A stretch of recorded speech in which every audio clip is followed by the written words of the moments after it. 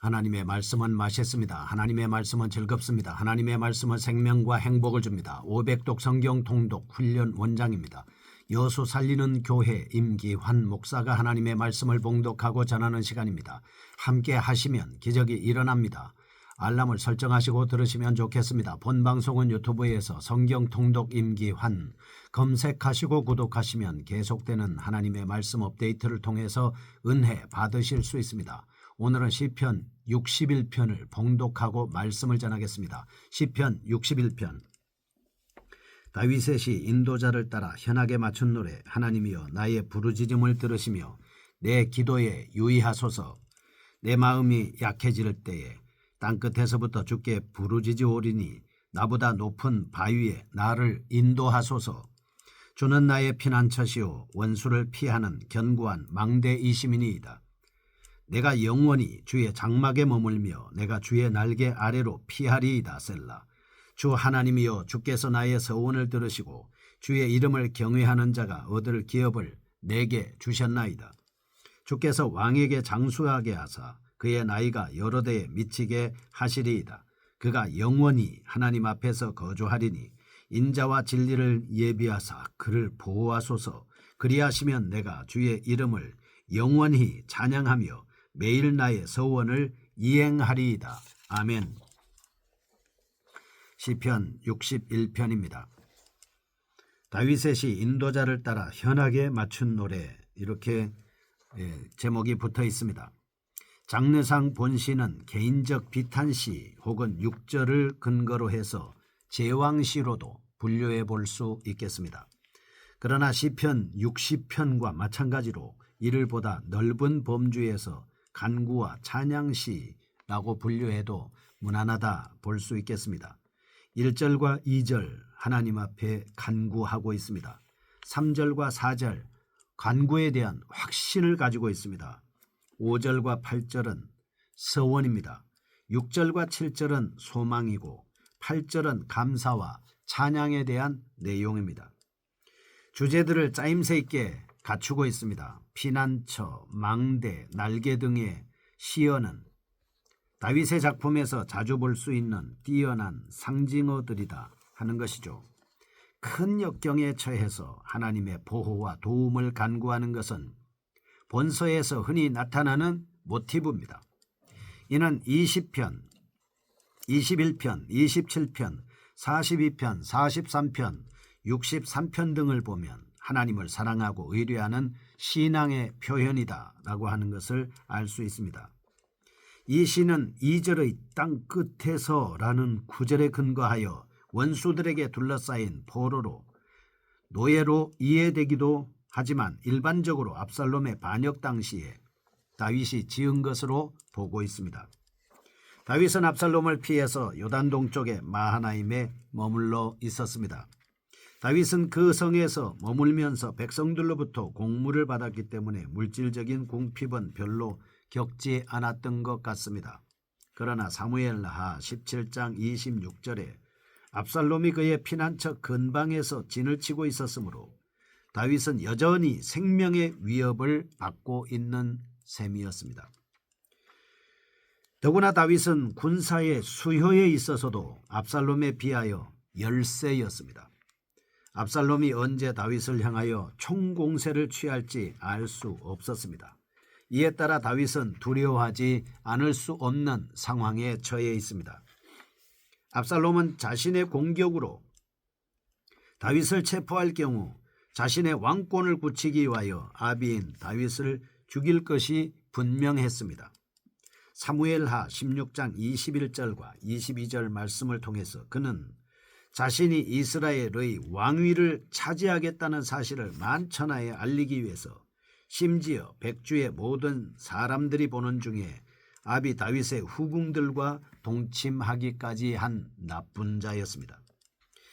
아이도벨이 이 압살롬의 반역에 가담해서 이런 아이디어를 제공한 것입니다.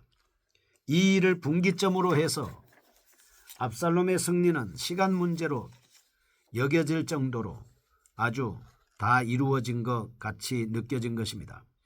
백성들의 마음은 더욱더 압살롬에게로 향하였을 것이고 다윗에 대한 동정심도 차츰 식어져 가고 있었을 겁니다. 이처럼 모든 여건은 다윗에게 불리하기만 하였습니다.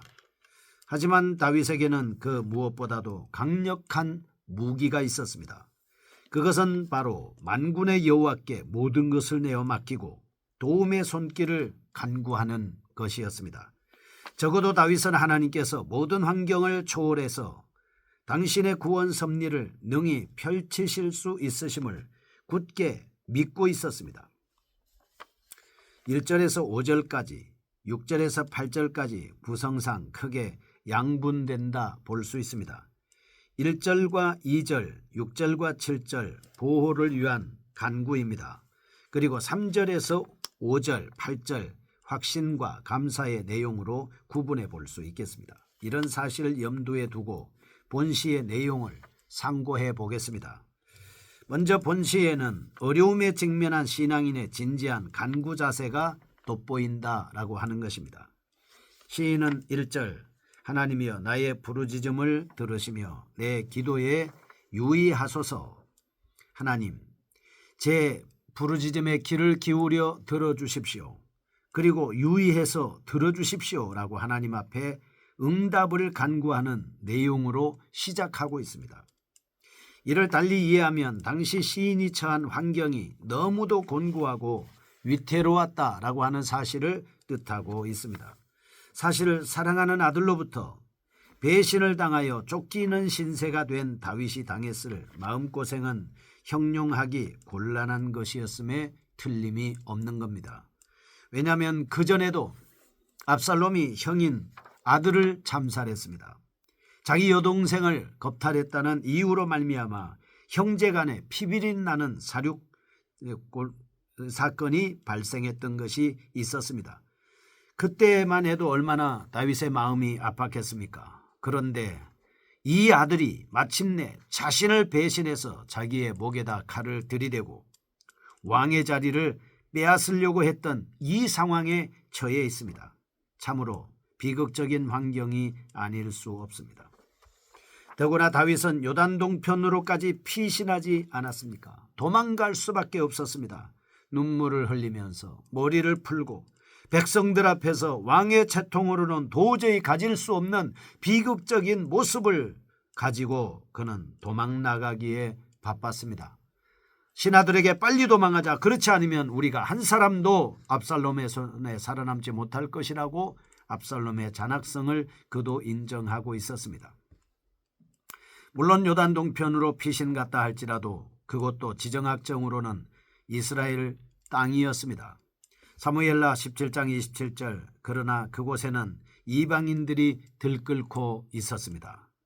다윗 자신이 마땅히 있어야 했던 곳인 시온 곧 예루살렘에서 멀리 떨어져 있었습니다. 다윗은 자신의 동족 곧 하나님의 언약 백성들로부터도 단절되었다고 느꼈을지 모르는 겁니다. 더구나 그는 하나님께 제사로 드릴 수 없었습니다. 이와 같이 답답하고 안타까운 심경이 2절에 나타나고 있습니다. 내 마음이 약해질 때에 그는 마음이 약해졌습니다. 성전에서 떠났습니다. 예루살렘을 멀리 떠났습니다. 자기가 있던 곳에서 그는 마치 버림받은 것 같은 환경에 처해 있었습니다. 내 마음이 약해질 때에 땅끝에서부터 주께 부르짖으오리니 나보다 높은 바위에 나를 인도하소서. 땅끝에서부터 라는 말로 표현하고 있습니다. 마치 그는 땅끝에 서 있는 것과 똑같았습니다. 버림받은 환경이었다라고 하는 사실입니다. 아마 다윗은 죽음의 땅이요 하나님과의 교제가 완전히 끊겨져 있는 스올 곧 음부에 내려와 있는 듯한 느낌을 받았을지도 모르는 겁니다. 그래서 그는 그 죽음의 골짜기를 어서 빨리 벗어나기를 염원하고 있습니다. 2절 내 마음이 약해질 때에 땅끝에서부터 주께 부르짖으오르니 나를 높은 바위에 나를 인도하소서. 그러면서 그는 골짜기를 빠져나와 높은 바위로 피하려고 하고 있습니다. 그러나 그에게는 그럴 힘이 없었습니다. 그의 심기는 기전맥진한 상태였습니다. 그래서 다윗은 하나님께 자신을 그 높은 바위로 올려주셔서 대적들의 칼을 피할 수 있게 해달라고 간절히 하나님 앞에 기도하고 있습니다. 물론 이런 간구는 하나님이 자신의 간구를 들어주셔서 원수들로부터 안전하게 피할 수 있게 해주시라는 것을 굳게 믿고 있는 신앙에 근거한 것입니다. 열왕기상 18장 37절에서 38절 보면 사실 하나님께 대한 분명한 믿음에 근거한 기도라야 응답받을 수 있는 것을 알 수 있습니다. 이어서 다윗은 하나님의 구원을 확신한 상태에서 서원을 이행하겠노라는 적극적인 자세를 보여주고 있습니다. 앞에서 곤경에 처한 자신의 형편을 하나님께 아뢰며 하나님께 부르짖은 다윗은 이제 하나님이 자신의 부르짖음에 응답하실 것을 확신하기에 이른 것입니다. 여기서 다윗이 보여주는 하나님께 대한 신뢰와 구원의 확신은 매우 수준 높은 차원에 있었습니다. 그는 단순히 현재적 고통으로부터 해방과 구원에만 초점을 맞추지 않았습니다. 그는 영적인 안목을 가지고 과거, 현재 그리고 영원한 미래까지 그는 생각하고 있습니다. 4절과 7절 과거에 보여주셨던 하나님의 구원 섭리와 언약들에 대한 믿음은 현재의 모든 환난 앞에서도 꿋꿋이 대응하게 했습니다. 나아가 하나님 앞에 영영이 거하리라고 하는 놀라운 신앙으로 연결되고 있는 것입니다. 한편 다윗은 일찍이 사울의 왕자를 물려받았습니다. 즉 하나님께서는 사울의 죽음과 동시에 이스라엘을 다윗의 통치 아래 두신 것입니다. 사무엘하 7장 15절 그러면서 하나님께서는 그 왕위를 비록 다윗이 잘못을 범했다고 하더라도 빼앗지 아니하실 것이라고 언약하셨습니다. 만일 다윗이 이스라엘과 그 왕권을 빼앗기더라도 그것은 일시적일 수밖에 없었습니다. 민수기 23장 19절에 인생과는 전혀 달리 일체 시건치 아니하시는 하나님께서 하나님의 언약을 어겨가면서까지 다윗의 왕권을 영원히 빼앗지 아니하실 것은 분명했습니다. 그런 점에서 다윗은 환난 중에서도 낙심하지 않을 수 있었습니다. 그는 조금만 참고 인내하면 하나님이 구원의 손을 뻗쳐서 압살롬에게 일시 넘어갔던 이스라엘 땅과 왕권을 다시 자신에게 넘겨주실 것을 굳게 믿고 있습니다. 이처럼 인간의 합리적인 판단으로는 도무지 낙관할 수 없는 암담한 현실 속에서도 언약에 근거하여 보이지 않는 소망을 직접 보듯이 믿고 나가는 자세야말로 신앙의 정도라고 할 수 있겠습니다. 그런데 다윗은 7절 그가 영원히 하나님 앞에서 거주하리니 인자와 진리를 예비하사 그를 보호하소서. 하나님 저를 보호해달라고 나를 보호해 주십시오. 인자와 진리를 예비하사 나를 보호해 주십시오. 하나님은 보호자이기 때문에 보호를 요청하고 있습니다. 이것은 다윗이 하나님의 약속을 믿지 않기 때문일까요? 아닙니다. 다윗은 하나님의 약속을 굳게 믿고 있었지만 그에게 닥친 곤경의 심각성 때문에 그리고 하나님께 대한 자신의 의뢰심을 분명히 드러내기 위해서 재차 간구하고 있는 것입니다. 우리는 이러한 내용을 통해서 마지막 8절을 읽겠습니다. 그리하시면 내가 주의 이름을 영원히 찬양하며 매일 나의 서원을 이행하리이다. 그는 당당하게 영원히 하나님을 찬양하겠습니다. 그리고 저의 서원을 이행하겠습니다. 말씀을 하고 있는 것입니다. 우리는 이런 말씀을 통해서 깨달을 수 있는 것이 있습니다. 첫째, 성도들은 인간적인 방도보다는 하나님의 말씀에 근거한 신앙을 소유할 때 환난 중에서도 요동치지 않는다라는 사실입니다.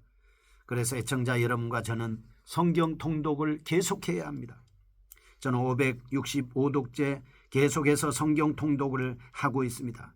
하나님의 말씀에 근거한 신앙을 갖기 위해서입니다. 하나님의 말씀을 따르기 위해서입니다. 하나님의 말씀과 함께하기 위해서인 것입니다.